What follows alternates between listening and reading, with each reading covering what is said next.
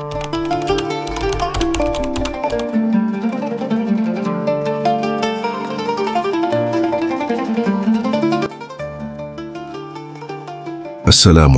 warahmatullahi wabarakatuh. Sobat Rumi, pernahkah engkau duduk sendirian dan menyadari bahwa pikiranmu tidak pernah benar-benar diam? Seolah ada suara yang terus berbicara, kadang mengingatkan masa lalu, kadang meramal masa depan, kadang menghakimi dirimu sendiri. Kadang ia seperti sahabat yang baik, memberi solusi dan ide-ide brilian. Namun, kadang ia berubah menjadi penguasa yang kejam, mengisi hari-harimu dengan keraguan, ketakutan, bahkan kelelahan yang tak terlihat. Rumi pernah berkata, pikiran adalah seperti angin. Biarkan ia bertiup, tetapi jangan biarkan ia menerbangkan rumahmu. Kita sering diajarkan untuk berpikir keras, tapi jarang diajarkan bagaimana mengelola pikiran. Kita diajarkan membaca, menghitung, merencanakan, tapi tidak pernah benar-benar diajarkan bagaimana menjaga agar pikiran tidak menjadi penjara batin kita. Hari ini, kita akan membahas rahasia kekuatan pikiran, bukan hanya bagaimana memanfaatkannya, tapi bagaimana mengelola agar ia tidak menguasai hidup kita. Karena bagi Rumi, pikiran adalah pelayan dan hati adalah rajanya. Jika pelayan yang memimpin, maka istana akan kacau. Bayangkan pikiran seperti seekor kuda liar. Jika engkau belajar menungganginya, kuda itu akan membawamu jauh melintasi padang kebijaksanaan. Tapi jika dibiarkan tanpa kendali, kuda itu bisa melemparmu ke tanah keras keraguan dan kesedihan. Lihatlah sekelilingmu, berapa banyak orang yang hidupnya tampak baik di luar, tapi di dalam mereka berjuang melawan pikirannya sendiri. Ada yang tidak bisa tidur karena pikiran yang berlarian. Ada yang kehilangan momen bahagia karena sibuk memikirkan bagaimana kalau atau seandainya dulu. Padahal kata Rumi, jangan tinggal di masa lalu, jangan terlalu meramal masa depan, jadilah penghuni saat ini. Pikiran memang kuat. Ia bisa menciptakan jembatan menuju masa depan yang indah, atau tembok tinggi yang memisahkan kita dari kebahagiaan. Pikiran adalah pisau bermata dua, bergantung siapa yang memegangnya. Ia bisa menyelamatkan atau melukai. Rumi mengajarkan bahwa hati adalah pusat cahaya, dan pikiran adalah cermin yang memantulkannya. Jika cermin itu bersih, pantulan cahaya akan indah. Tapi jika cermin itu kotor oleh prasangka, amarah atau ketakutan, cahaya pun terdistorsi. Mengelola pikiran bukan berarti mengusirnya, bukan berarti kita memaksa pikiran menjadi kosong selamanya. Mengelola pikiran berarti memilih mana yang layak diberi ruang di hati, dan mana yang cukup kita biarkan lewat, seperti awan yang melintas di langit biru. Dikisahkan ada seorang murid yang mengadu kepada gurunya, "Guru, pikiranku selalu gelisah. Ia seperti burung yang tak henti-henti berkicau bahkan di malam hari." Sang guru tersenyum dan berkata, "Jangan kejar burung itu. Duduklah di bawah pohon, biarkan ia berkicau dan perhatikan dari jauh. Suatu saat burung itu akan lelah dan hinggap di bahumu. Saat itulah engkau akan mengerti bahwa ia tak pernah berniat melukai, ia hanya butuh pengertian." Begitulah pikiran kita. Semakin kita memusuhinya, semakin ia memberontak. Tapi saat kita belajar mengamatinya tanpa menghakimi, ia mulai jinak. Disinilah letak rahasianya. Kekuatan pikiran sejatinya adalah anugerah, namun jika kita tidak mengendalikannya, ia bisa menjadi penguasa yang merampas kebahagiaan kita. Rumi berkata, biarkan pikiran menjadi pelayan setia bagi hati, bukan tuan yang tiran. Bersiaplah, karena pembahasan ini bukan hanya tentang berpikir positif. Ini adalah tentang menjadi tuan atas pikiranmu sendiri, agar hidup yang engkau jalani bukanlah hidup yang dikendalikan oleh ketakutan atau kebimbangan. Pikiran adalah salah satu anugerah terbesar yang Allah titipkan kepada manusia. Dengan pikiran, kita mampu merencanakan, memahami, menimbang, dan memilih jalan hidup. Namun, anugerah ini juga membawa amanah besar, menggunakannya sesuai petunjuknya, bukan membiarkannya menjadi penguasa yang menuntun kita menjauh darinya. Rumi memandang pikiran seperti cahaya yang membantu kita melihat jalan. Tanpa cahaya itu, kita tersandung dalam kegelapan kebodohan. Namun jika cahaya itu diarahkan ke arah yang salah, ia bisa membutakan, Pikiran memiliki kekuatan untuk menciptakan kenyataan dalam hidup kita. Apa yang kita yakini di dalam pikiran akan memengaruhi perasaan, ucapan, dan tindakan kita. Dan tindakan kita seiring waktu membentuk jalan hidup yang kita tempuh. Rumi mengingatkan, pikiran yang dipenuhi keburukan akan menarik keburukan, sedangkan pikiran yang diisi dengan keyakinan dan zikir kepada Allah akan membawa kita kepada ketenangan batin. Apa yang engkau pikirkan, itulah yang akan engkau temui, pesan Rumi. Jika pikiran selalu sibuk membayangkan kegagalan, ketakutan, dan prasangka, maka hati pun menjadi gelap dan langkah menjadi berat. Namun jika pikiran diarahkan kepada kebesaran Allah, kepada rasa syukur dan doa, maka hati menjadi lapang dan langkah terasa ringan. Bayangkan setiap pikiran yang hadir seperti benih.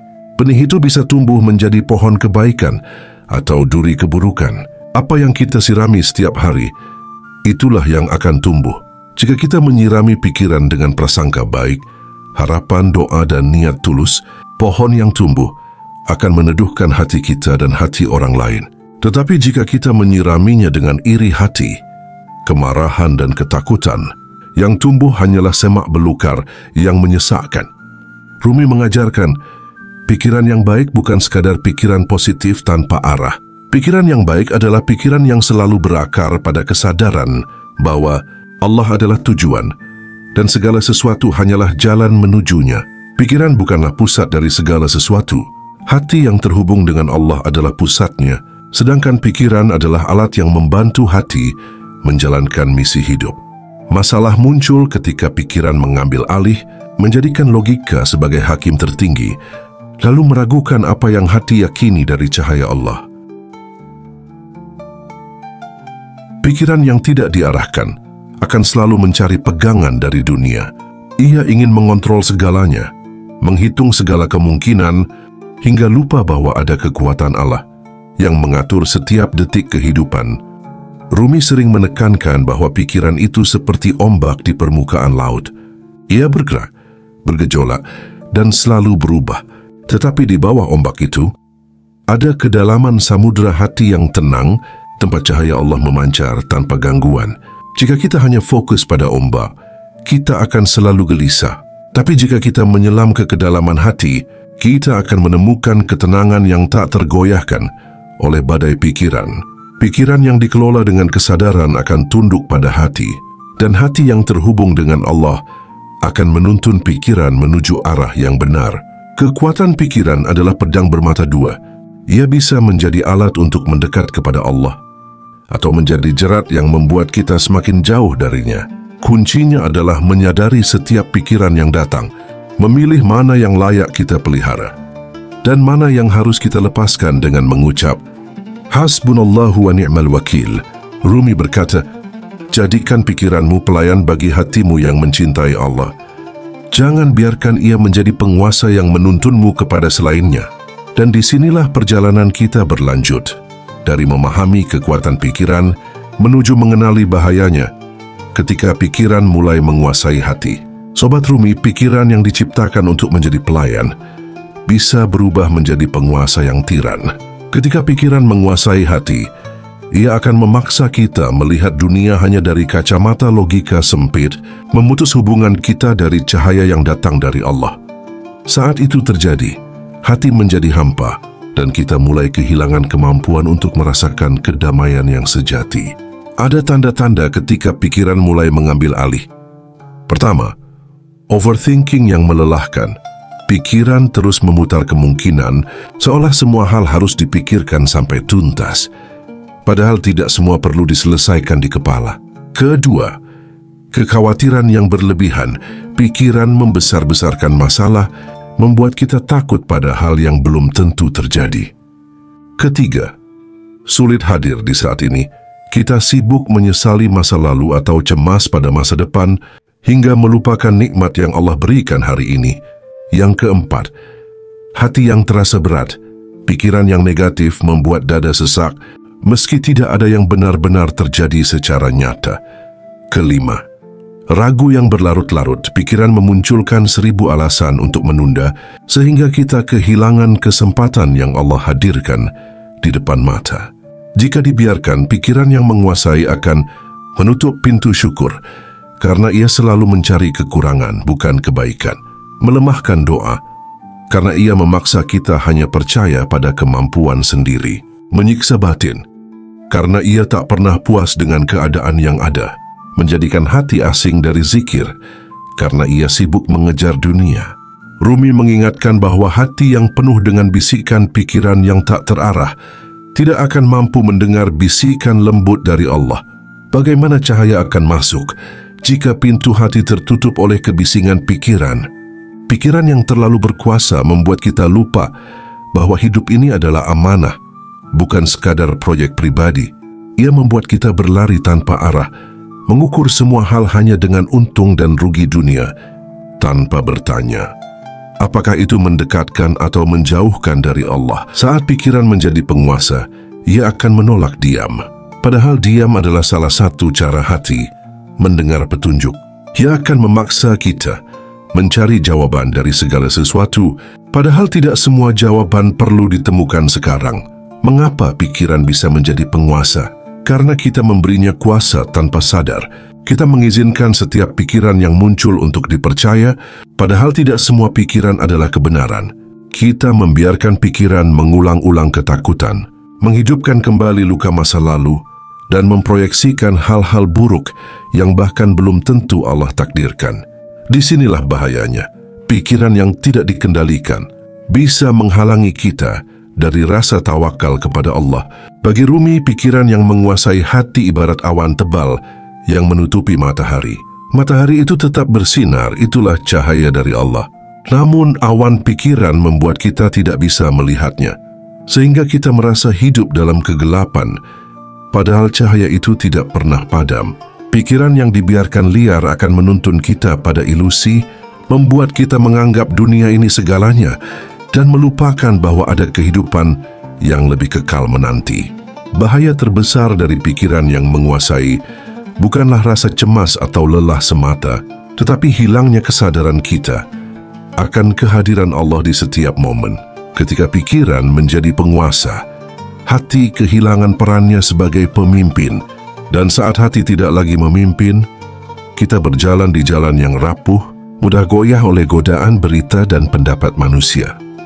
Maka waspadalah, kendalikan pikiran sebelum ia mengendalikan hidupmu. Jadikan ia pelayan yang setia, bukan tuan yang memperbudak. Sebagaimana Rumi berkata, gunakan pikiran untuk mengingat Allah, bukan untuk melupakannya. Karena pada akhirnya, kebebasan sejati bukanlah ketika pikiran kita bebas bergerak, tetapi ketika hati kita bebas dari belenggu pikiran yang salah arah. Rumi memandang hati dan pikiran sebagai dua elemen penting dalam diri manusia. Pikiran adalah alat untuk memahami, menganalisis, dan mengambil keputusan. Hati adalah pusat kesadaran, tempat cahaya dari Allah bersemayam. Ketika keduanya berjalan selaras, hidup akan seimbang. Pikiran mengatur langkah, hati mengatur arah. Namun jika pikiran berlari tanpa bimbingan hati, langkah kita bisa cepat, tetapi menuju arah yang keliru.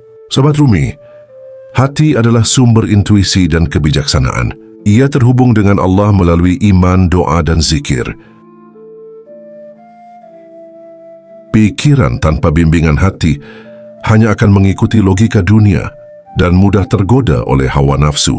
Rumi mengajarkan bahwa pikiran seharusnya menjadi pelayan bagi hati, bukan sebaliknya.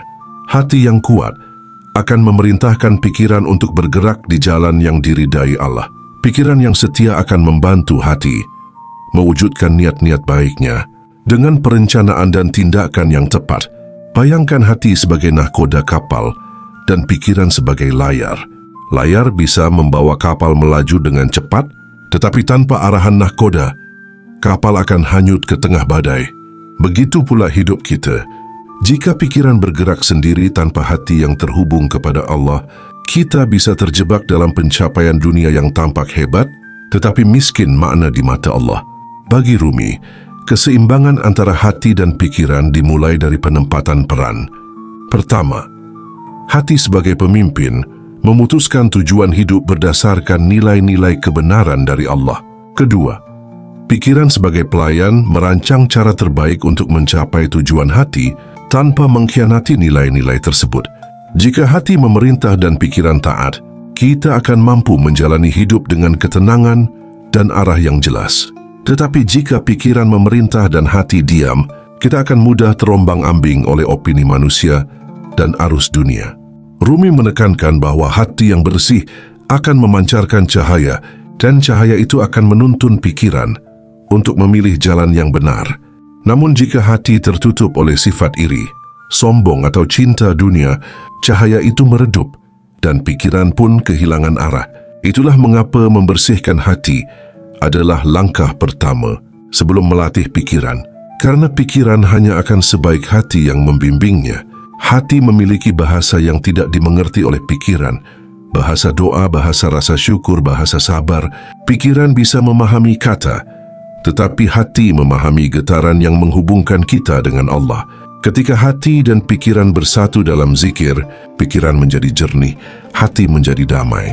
Keputusan yang diambil bukan hanya cerdas secara logika, tetapi juga tepat di mata Allah. Hubungan hati dan pikiran menurut Rumi bukanlah persaingan, melainkan kerjasama dengan peran yang jelas. Hati memimpin, pikiran mengikuti. Hati terhubung dengan Allah. Pikiran membantu melaksanakan perintahnya. Sebagaimana pesan Rumi, biarkan hatimu menjadi kompas dan pikiranmu menjadi peta.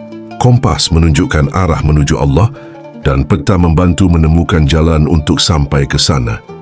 Maka sebelum kita belajar mengelola pikiran, kita harus memastikan hati kita terhubung kepada Allah, karena hati yang benderang akan selalu menuntun pikiran pada jalan yang benar.